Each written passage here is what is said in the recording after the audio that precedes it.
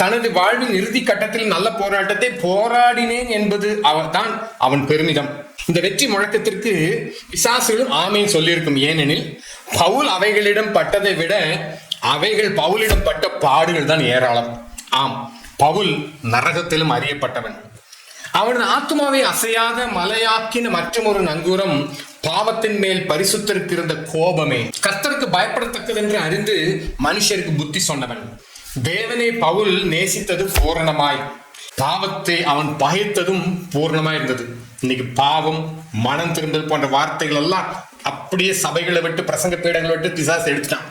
இப்ப சொல்லி கொடுக்குறாங்க, பாவத்தை பத்தி நம்ம பேச வேண்டிய அவசியமே இல்லை, பாவம்ன்றதே வேண்டாம், பாவத்தை மட்டும்தான் இயேசு கிறிஸ்து மன்னிப்பார். நீங்க பாவத்தை அறிக்கையிட்டால் மட்டும்தான் உங்க பாவம் மன்னிக்கப்படும்.